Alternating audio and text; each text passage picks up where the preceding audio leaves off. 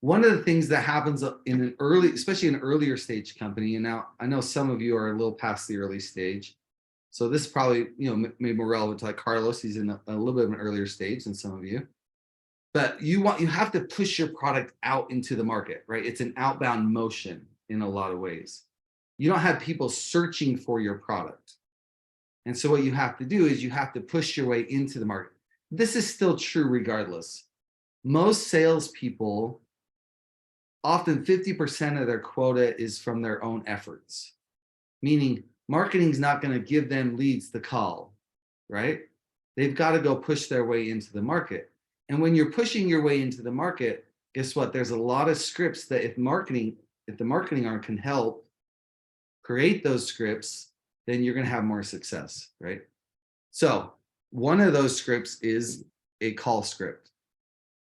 Now, here's the thing. There's a lot of different types of calls that you make. And if you're cold calling, if you're doing a discovery and things like this. So turns out that if you were to cold call people, 80% of your cold calls are going to go to a voicemail. And you have to leave a voicemail. Now, there are tools today, and you can leverage AI even to do some of this, where you can just do a voicemail drop, or maybe you can get to a point where it's like you click a button and it'll drop the voicemail into it, and it's a pre-recorded script. But guess what? 80% of calls are going to voicemail. So that script and that thing that you leave in the voicemail is a brand touch, right? It's a touch point. Now, guess what? 90% of those voicemails never get returned. They don't.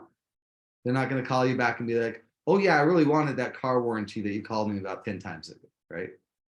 Now, I think car warranties have kind of ruined this space a little bit.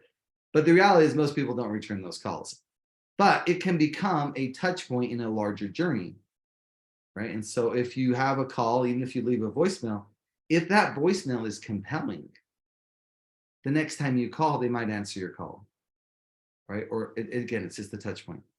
The next script is a voicemail follow-up call script. So again, 90% aren't returned. So you've got to follow up. Hey, I called you and left a voicemail. Here's my message. Appointment setting is often a goal of calls, right? It might not be to like totally sell them, but I'm just trying to set an appointment.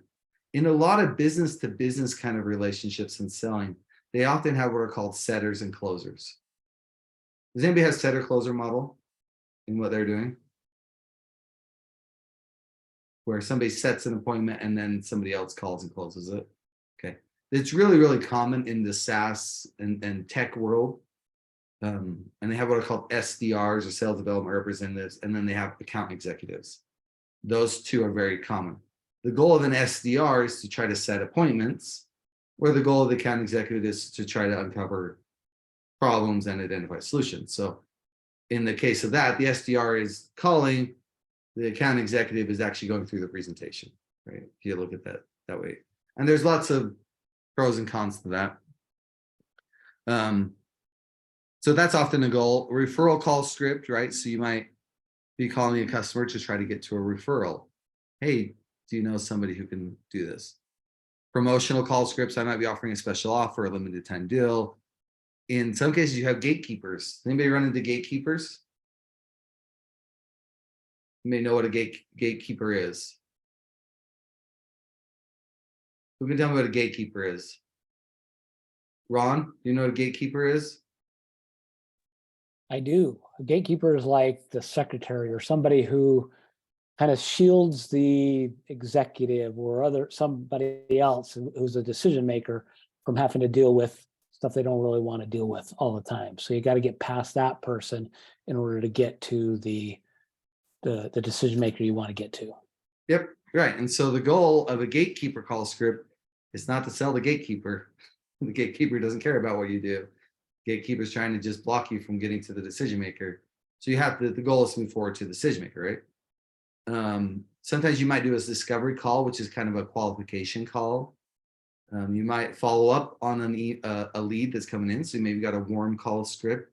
Hey, you downloaded this white paper or whatever it was, right? You have a post interaction call script, help them move it forward. You might have a final attempt. Hey, I've been trying forever. I do this. So I'm going to send out a link. There is now you can find call scripts everywhere. And I just found this one. I thought they were good. And they give you actually some pretty good examples of like places where to start. And so you might be like, okay, here's my voicemail call script. And they give you some ideas on it.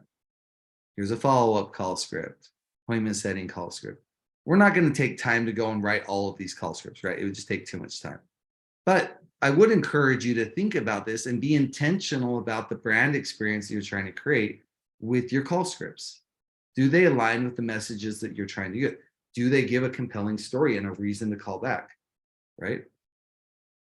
So what we're going to do, sorry, one more slide, and then I want to do an exercise with you.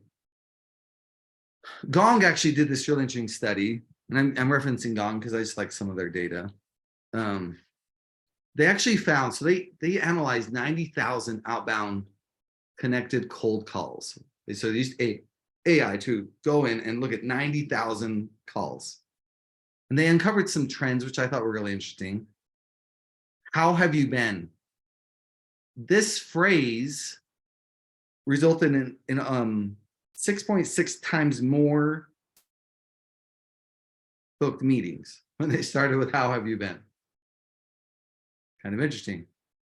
The reason for my call is, so there's a success rate, booked meeting. Guess what? When I tell them the reason for my call, I get a higher percentage of people that schedule appointments. When I try to, when I try to sell the meeting, and guess what? If I'm doing monologues, which in a cold call, with a sales guy, you might not want them to talk as much. But when you're doing a cold call or start trying to reach out to somebody you've never talked to before, monologuing actually produces more appointments. You talking about your solution and the things you're trying to solve versus them talking actually leads to more appointments. Kind of interesting. When you educate and not interrogate, this is what I'm saying, right? Instead of saying, oh, talk to me about what's keeping you up at night, right? They found that in a cold call specifically, when you educate instead of asking questions, you actually get a higher percentage of people that will respond to an appointment. This isn't necessarily true on closing, right? So I'm really just talking about outreach, trying to get the people that you're having a hard time to get a hold of. And then the longer the call, the better. So if you can keep them on the phone, more likelihood of you getting them to accomplish the goal. So interesting. Okay, we're gonna do an exercise. I don't know if we need to take the full 5 minutes, but think about an appointment script for your company.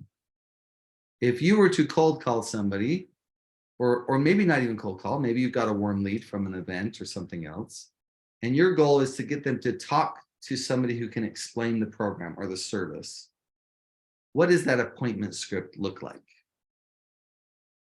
I'm giving you an example here, but why don't you guys go ahead and take some time to try to write out an appointment script for your organization. Ready, go.